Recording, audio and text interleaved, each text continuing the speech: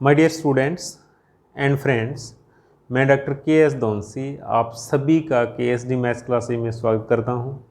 आज हम इस वीडियो लेक्चर में रिंग थ्योरी के कुछ इम्पोर्टेंट टॉपिक डिस्कस करेंगे, तो प्लीज़ आप मेरी इस वीडियो को बड़े ही ध्यान से सुनिएगा, देखिएगा और इसको लाइक और शेयर भी ज़रूर कीजिएगा और हमारे यूट्यूब चैनल के.एस.डी. मैथ्स क्लासेज को सब्सक्राइब भी ज़रूर कीजिएगा और इस वीडियो का डिस्क्रिप्शन पार्ट भी ज़रूर पढ़िएगा, क्योंकि वहाँ पर जो हमारे ऑनलाइन क्लासेज चलती हैं हमारी ऐप के थ्रू, उनके बारे में हमने जानकारी अपलोड कर रखी है। और मैं मेरे इस YouTube चैनल पर हायर मैथमेटिक्स से रिलेटेड वीडियो अपलोड करता हूँ।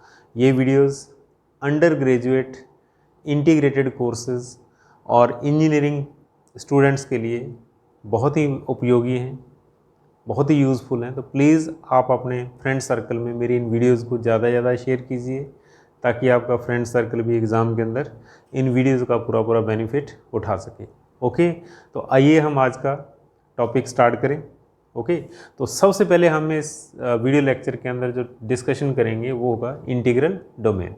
ओके, सबसे पहले इंटीग्रल डोमेन इसको डिफाइन करेंगे। तो देखो, इंटीग्रल डोमेन क्या है? इंटीग्रल डोमेन पूर्णांकीय प्रांत। तो कहने का मतलब क्या होता है? एक रिंग, क्योंकि हमने लास्ट वीडियो के अंदर क्या पढ़ा था? रिंग। तो रिंग मीन्स फर्स्ट कंपोजिशन के रिस्पेक्ट एबिलियन ग्रुप, सेकंड के रिस्पेक्ट सेमी ग्रुप, और दोनों कंपोजिशन के लिए क्या होना चाहिए? उसके अंदर डिस्ट्रीब्यूटिव लॉ होना चाहिए। तो टोटल कितनी प्रॉपर्टी होती है रिंग के अंदर? 5 + 2 + 1, यानी कि 8 प्रॉपर्टीज। तो इंटीग्रल डोमेन क्या होगा? तो लिखिए आप, let R plus multiply be a ring.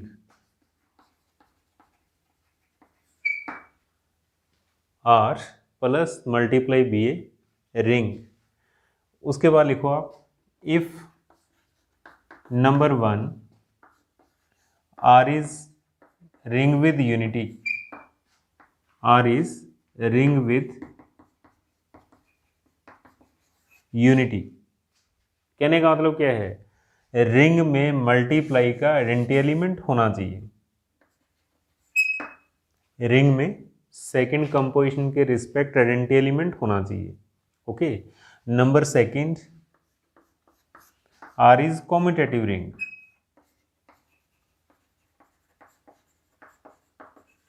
R is commutative ring. तो कहने का मतलब क्या है? For all A, B belongs to R, then A into B equal to B into A, यानी कि इसमें कॉम्यूटेटिविटी प्रॉपर्टी सेटिस्फाई हो। ठीक है। Number third, R is ring without zero divisor. R is ring without zero divisor.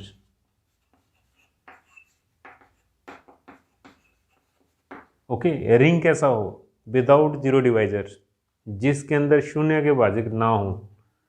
ठीक है, R is a ring without zero divisor. अर्थात कहने का मतलब, if a b equal to 0, then either A equal to 0 और B equal to 0। दो element का multiply 0 है, तो उनमें से एक 0 जरूर होना चाहिए, आइदर A0 और B0। या तो A0 होना चाहिए या फिर B0 होना चाहिए। सेकेंड डेफिनेशन मैंने क्या बताई थी इसकी? If A is not equal to 0 and B is not equal to 0, then AB is not equal to 0। तो मैंने कहा था इस डेफिनेशन का हम ज़्यादा यूज़ करेंगे। अगर यहाँ पर हम ये भी लिख दें तो भी चलेगा। ठीक है, तो अब ध्यान से सुनिएगा आप। एक रिंग जो 3 प्रॉपर्टी और सेटिस्फाई करे, कौन कौन सी? Ring with unity, second composition के रिस्पेक्ट उसके अंदर आइडेंटिटी एलिमेंट होना चाहिए। ओके, सेकंड कंपोजिशन के रिस्पेक्ट उसके अंदर कॉम्यूटेटिविटी होनी चाहिए, और रिंग कैसा हो? Without zero divisor. Without zero divisor. अगर रिंग ऐसा है तो क्या कहलाता है?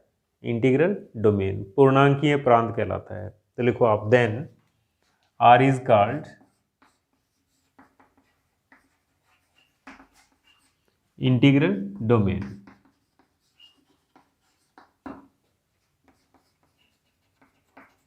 ओके, तो कहने का मतलब क्या हुआ, कितनी प्रॉपर्टी होगी, देखो आप, 8 रिंग की होगी, 3 ये, टोटल 11 प्रॉपर्टी, पूरा शगन हो गया यहाँ पर। ठीक है, तो कहने का मतलब क्या है, एक रिंग जो 3 प्रॉपर्टी और सेटिस्फाई करता हो वो क्या कहलाता है, इंटीग्रल डोमेन कहलाता है। ओके, तो अब इसके एग्जाम्पल्स ऑफ इंटीग्रल डोमेन। ठीक है, तो बहुत सारे एग्जाम्पल लिखे जा सकते हैं इसके। तो सबसे पहले फाइनाइट इंटीग्रल डोमेन, यानी कि ऐसे इंटीग्रल डोमेन जो फाइनाइट हों। ठीक है, ऐसे रिंग जो फाइनाइट रिंग हो लेकिन वो क्या बने, इंटीग्रल डोमेन, उनके एग्जाम्पल्स। तो बहुत ही simple, z p addition modulo of p multiply modulo of p if p is prime, p क्या हो, prime number, that is 2 3 5 7 11 and so on. ठीक है, तो इस टाइप के जितने भी रिंग्स होंगे यहाँ पर, ये सारे के सारे क्या होंगे, इंटीग्रल डोमेन होंगे। ठीक है, और जेड पी क्या होता है, Z P equal to set containing 0 1 2 3 up to p minus 1, up to p minus 1। जैसे फॉर एग्जांपल मैं Z3 लिखूं तो इसके अंदर कितने एलिमेंट होंगे, 3 एलिमेंट होंगे। कौन कौन से, 0 1 2। बहुत ही सिंपल, p माइनस 1, अगर यहाँ पर 3 रखेंगे तो 2 के ऊपर खत्म हो जाएगा ये 2 पर, तो 0 1 2। और इसके अंदर कंपोजिशन कौन से होंगे, addition modulo 3 and multiply modulo 3। Okay, ये कॉम्यूटेटिव रिंग भी है मल्टीप्लाई के रिस्पेक्ट, 1 भी है इसके अंदर, आइडेंटिटी एलिमेंट भी है मल्टीप्लाई का, यानी कि सेकंड कंपोजिशन का, और ये विदाउट जीरो डिवाइजर भी है। ओके, और इसके बाद Z5 Z7, ये सारे के सारे जो रिंग होंगे ये किस टाइप के रिंग्स होंगे, इंटीग्रल डोमेन। ओके, तो अब इसके इनफाइनाइट रिंग जो इंटीग्रल डोमेन बनते हैं वो कौन कौन से हैं, इनफाइनाइट रिंग्स जो इंटीग्रल डोमेन होते हैं। तो लिखो आप, examples of infinite integral domain, ऐसे इंटीग्रल डोमेन जो इनफाइनाइट हों। तो देखो, Z से स्टार्ट कर दो आप, सेट ऑफ इंटीजर्स, ये भी क्या होता है, इंटीग्रल डोमेन, बट इसके अंदर एलिमेंट्स कितने होंगे, इनफाइनाइट। फिर उसके बाद Q, set of ratio number, is also an integral domain, ये भी इंटीग्रल डोमेन होता है। ठीक है, और इसके बाद सेट ऑफ रियल नंबर, ये भी इंटीग्रल डोमेन। ऐसे ही सेट ऑफ कॉम्प्लेक्स नंबर, ये भी integral domain. And set of Gaussian integers, Gaussian पूर्णांकों का समुच्चय, ये भी क्या होता है, इंटीग्रल डोमेन होता है। ओके, तो ये सारे के सारे किस टाइप के इंटीग्रल डोमेन हैं, इनफाइनाइट। ठीक है, ऐसे सेट्स जिसके अंदर अनकाउंटेबल एलिमेंट्स हैं, जिनके अंदर एलिमेंट्स को हम काउंट नहीं कर सकते। ठीक है, इनफाइनाइट इंटीग्रल डोमेन, यानी कि हम ऐसा कह सकते हैं इनफाइनाइट रिंग जो 3 प्रॉपर्टी और सेटिस्फाई करते हैं। क्यों, इनके अंदर 1 भी होता है, देखो आप, मल्टीप्लाई के लिए, और ये सारे के सारे कॉम्यूटेटिव भी होते हैं, किसके लिए, सेकंड कंपोजिशन के लिए। और 2 इंटीजर का मल्टीप्लाई 0 कब होगा, जब उनमें से एक 0 होगा। 2 रेशियो नंबर का मल्टीप्लाई 0 कब होगा, जब उनमें से एक 0 होगा। 2 रियल नंबर का मल्टीप्लाई 0 कब होगा, जब उनमें से एक 0 होगा। तो कहने का मतलब ये कंडीशन भी सेटिस्फाई होती है, विदाउट जीरो डिवाइजर भी हैं। तो इसलिए सारे के सारे क्या हैं, इनफाइनाइट इंटीग्रल डोमेन। तो ये याद रखिएगा प्लीज़। ओके, तो नेक्स्ट डेफिनेशन देखिए आप, एग्जाम्पल्स भी हमारे याद होने चाहिए। हम नेक्स्ट डेफिनेशन देखिए आप, फील्ड। ठीक है, और हिंदी में हम इसको फील्ड भी लिख सकते हैं या क्षेत्र भी लिखा जा सकता है। ठीक है, तो डेफिनेशन क्या है, देखिए आप, एक फील्ड ही एक रिंग ही फील्ड बनता है, ध्यान देना आप। ठीक है, किस टाइप का रिंग होना चाहिए, हाँ, तो मैंने अभी क्या कहा है, एक रिंग ही फील्ड कहलाता है। वो रिंग किस टाइप का होना चाहिए? ठीक है, लिखिए आप, let R plus multiply be a ring. Okay, ring लिखते ही 8 प्रॉपर्टीज है इसके अंदर, 8 प्रॉपर्टीज हैं। ठीक है, 5 प्लस की, 2 मल्टीप्लाई की और एक मिक्स दोनों की डिस्ट्रीब्यूटिव ला। ओके, तो देखो क्या होगा इसके अंदर, let R plus multiply be a ring if number 1 R is ring with unity. Okay, same property. कहने का मतलब क्या है, सेकंड कंपोजिशन के रिस्पेक्ट आइडेंटिटी एलिमेंट होना चाहिए। हम ऐसा लिख सकते हैं, दैट इज आइडेंटिटी एलिमेंट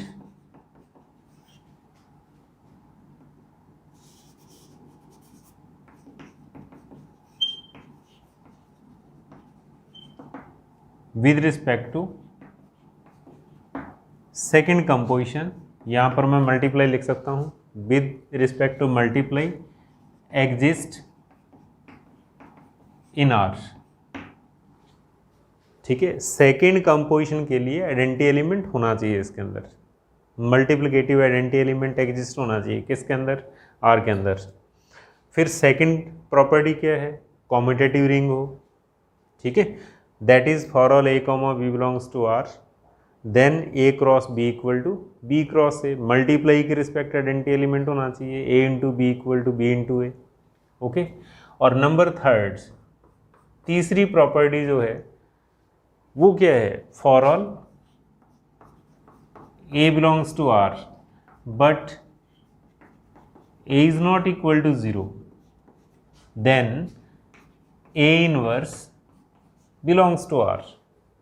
बहुत ही simple, every non zero element, देखो आप जीरो का एलिमेंट अगर हम ए के स्थान पर 0 लिखेंगे तो 0 का इनवर्स कितना हो जाएगा, 1/0, दैट इज अनडिफाइन।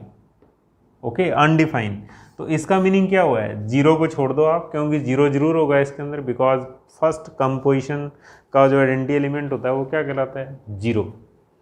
ठीक है, 0 को छोड़कर बाकी जितने भी नॉन जीरो एलिमेंट्स होंगे, देखो बहुत ही क्लियर लिखा हुआ है, a is not equal to 0, for all a belongs to R. इसका मीनिंग क्या हो गया, every non zero element of ring has multiplicative inverse.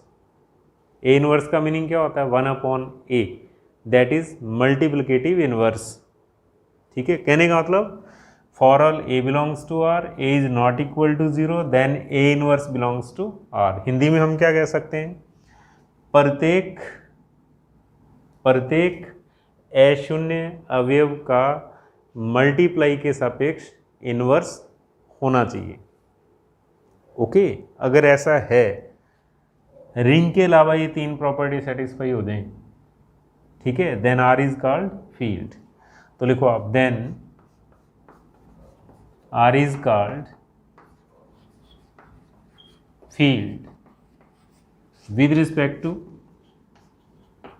Plus and multiply.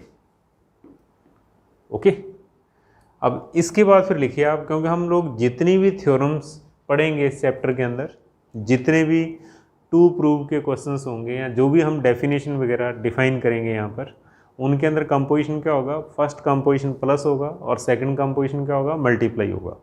ठीक है, all theorems, all to prove के क्वेश्चंस और जितनी भी हम डेफिनेशन यहाँ पर लिखते हैं इस चैप्टर के अंदर, उनके लिए पहला कंपोजिशन प्लस होगा, दूसरा कंपोजिशन मल्टीप्लाई होगा। ओके, तो बहुत ही सिंपल, ये 3 प्रॉपर्टी किसकी हैं, मल्टीप्लाई की हैं। तो अब देखो फील्ड के अंदर क्या हुआ, याद रखने का बहुत ही इजी है। फील्ड के अंदर क्या होता है, 5 प्रॉपर्टी प्लस की, 5 प्रॉपर्टी मल्टीप्लाई की होगी, देखो आप, और एक डिस्ट्रीब्यूटिव ला, 5 + 5 + 1 11, पूरा शगुन हो गया इसके अंदर भी। ठीक है, 11 प्रॉपर्टीज़, 5 प्लस की, 5 मल्टीप्लाई की, क्योंकि 2 रिंग में होती हैं और 3 ये हुई, ये तीनों मल्टीप्लाई की हैं। मल्टीप्लाई का आइडेंटिटी एलिमेंट, मल्टीप्लाई के रिस्पेक्ट कॉम्यूटेटिविटी, मल्टीप्लाई के रिस्पेक्ट नॉन जीरो एलिमेंट का इनवर्स। ठीक है, तो 5 होगी मल्टीप्लाई की प्रॉपर्टी, 5 प्लस की और एक डिस्ट्रीब्यूटिव लाभ 5 + 5 + 1। अगर ऐसा होगा तो वो रिंग क्या कहलाएगा, फील्ड कहलाएगा। ओके, और अब लिखो आप एग्जाम्पल्स ऑफ फील्ड, फील्ड के एग्जाम्पल्स। ठीक है, तो देखिए सबसे छोटा फील्ड कौन सा होता है, सेट कंटेनिंग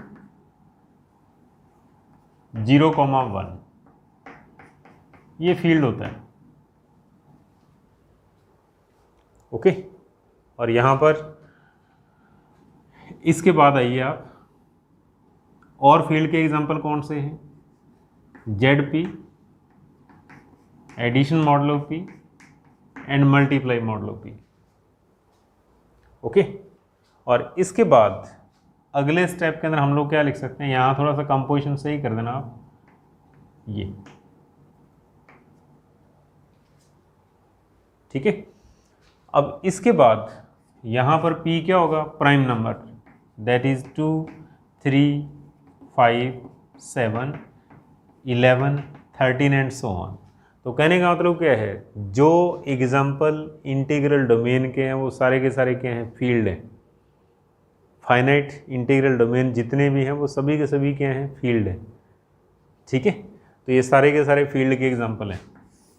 और इनफाइनाइट फील्ड क्या होता है, देखो आप इनफाइनाइट फील्ड, देखो आप इंटीग्रल डोमेन के एग्जाम्पल मैंने कहाँ से स्टार्ट किए थे, Z set of integer with respect to plus and multiply, set of ratio number with respect to plus and multiply, set of real number with respect to plus and multiply, और set of complex number with respect to plus and multiply।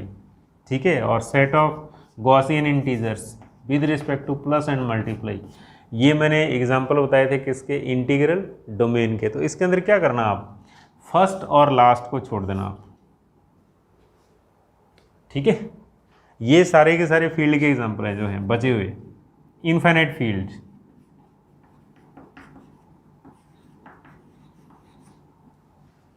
Infinite field यानी कि ऐसे field जिनको हम count नहीं कर सकते, जिनके अंदर इनफाइनाइट एलिमेंट्स होते हैं। ठीक है, अब देखो जेड फील्ड क्यों नहीं है, बहुत ही simple, 2 belongs to Z but 1/2 is not belongs to Z, 2 inverse not belongs to Z, 3 belongs to Z, 1/3 not belongs to Z. तो इसलिए जेड फील्ड नहीं है। क्यों, लास्ट प्रॉपर्टी सेटिस्फाई नहीं हो रही। और ऐसे ही सेट ऑफ गॉसियन इंटीजर क्या होता है, complex number.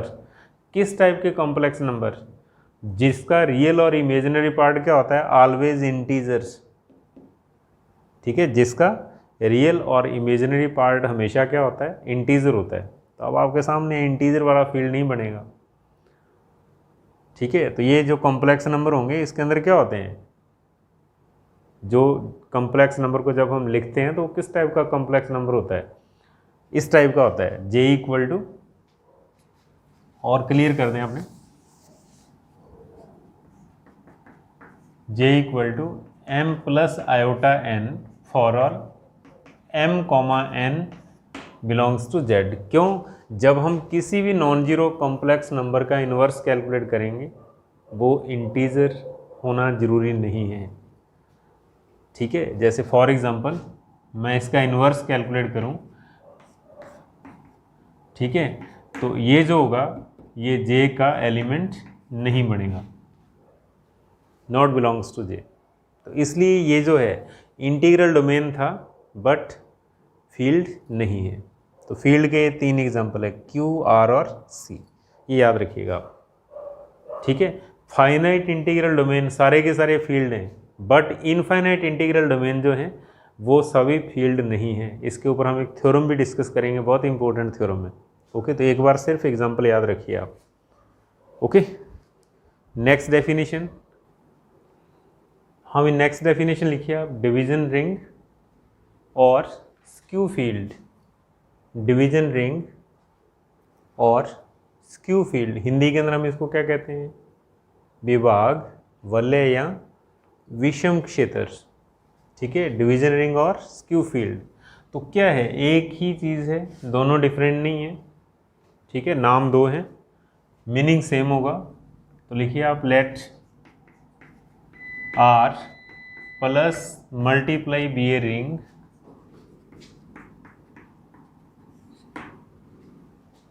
Are plus multiply be a ring, एक रिंग हो। उसके बाद लिखिए आप इफ, यदि number 1 R is ring with unity,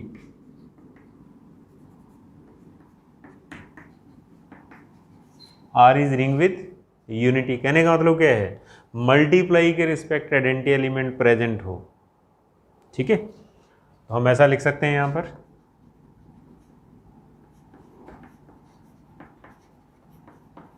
multiplicative identity element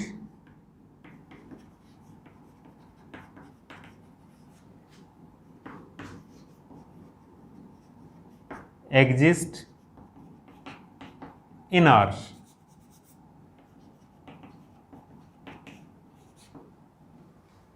okay,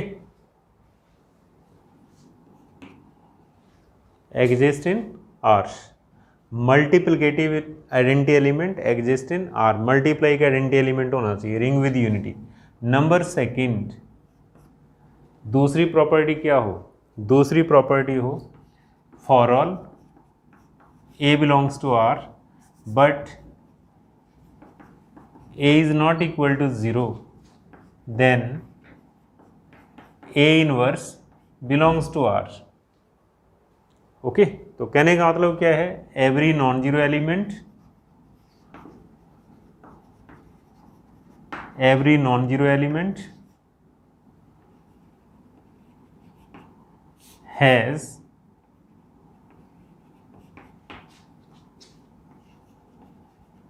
multiplicative inverse,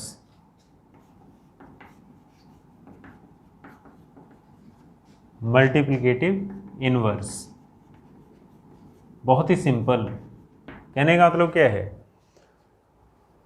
प्रत्येक नॉन जीरो एलिमेंट का ऐसे एलिमेंट्स जो जीरो के बराबर नहीं है, कहने का मतलब अशून्य एलिमेंट, उनका मल्टीप्लाई के रिस्पेक्ट इनवर्स एलिमेंट होना चाहिए।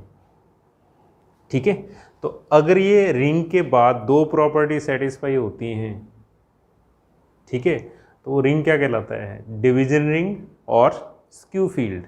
तो लिखो आप then R is called division ring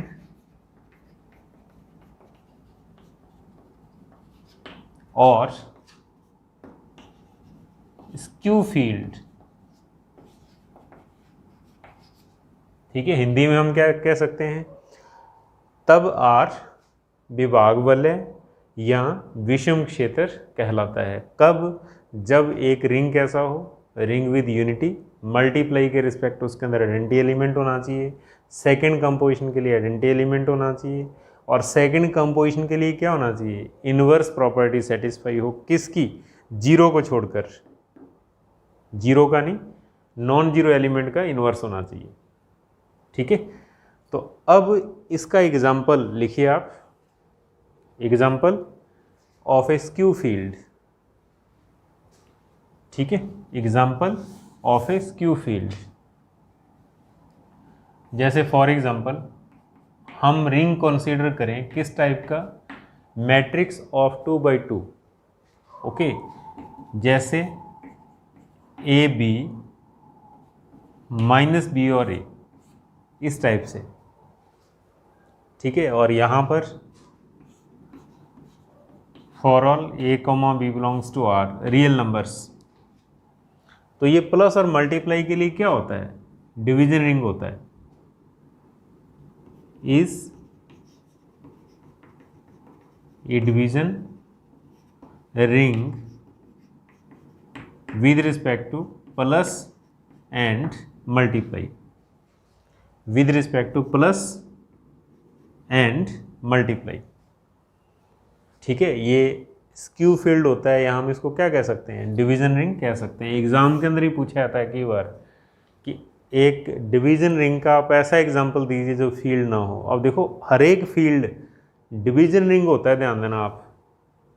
division ring के लिए कितनी प्रॉपर्टी चाहिए अपने को, रिंग होना चाहिए, कैसा हो, विद यूनिटी, मल्टीप्लाई का आइडेंटिटी एलिमेंट हो, और हर एक नॉन जीरो एलिमेंट का इन्वर्स होना चाहिए। तो हम लोग जानते हैं प्रॉपर्टी फील्ड के अंदर होती हैं, तो इसका मीनिंग क्या है? Every field is A division ring. प्रत्येक फील्ड डिवीजन रिंग होगा, लेकिन प्रत्येक डिवीजन रिंग फील्ड नहीं होता। तो एग्ज़ाम के अंदर ऐसे एग्जाम पूछा जाता है कई बार कि आप ऐसा एग्जाम्पल दो जो डिवीजन रिंग होगा बट फील्ड नहीं होगा। तो ये एग्जाम्पल दे देना आप, ये फील्ड नहीं होगा। क्यों? मैट्रिक्स जो हैं वो मल्टीप्लाई के रिस्पेक्ट कॉम्यूटेटिव नहीं होते। ठीक है, हमेशा मैट्रिक्स मल्टीप्लाई के लिए कॉम्यूटेटिव नहीं होते। तो एग्जाम्पल याद रखना आप। और किस टाइप के मैट्रिक्स होने चाहिए? जिनका इन्वर्स कैलकुलेट किया जा सकता हो। Non singular matrix, non singular means जिनका इन्वर्स कैलकुलेट किया जा सकता हो। ठीक है, तो बहुत ही सिंपल सा एग्जांपल है, ए सामने ए बी और माइनस बी। क्यों? जब इसका हम डिटर्मिनेंट लिखेंगे तो कितना बनेगा? ए स्क्वायर प्लस बी स्क्वायर। तो इसका इन्वर्स कैलकुलेट कर सकते हैं। ओके, तो प्लीज़ ये सारी डेफिनेशंस आपने को याद होनी चाहिए। ठीक है, क्यों? रिंग थ्योरी जो है वो एक थ्योरेटिकल पेपर है, उसके अंदर हमें डेफिनेशन क्लियर होनी चाहिए। क्योंकि जब हमारे डेफिनेशन क्लियर होगी हम थ्योरम्स को बड़े आसानी से प्रूव कर सकते हैं। ठीक है, या फिर कोई भी उसने क्वेश्चन अपने से प्रूव करने के लिए पूछा हुआ है, हम उसको बड़े आसानी से प्रूव कर सकते हैं। बट कंडीशन क्या है? डेफिनेशन हमारी याद होनी चाहिए। ओके, तो प्लीज़ इनको बड़े ध्यान से सुनिएगा और याद कीजिएगा। Okay, thank you.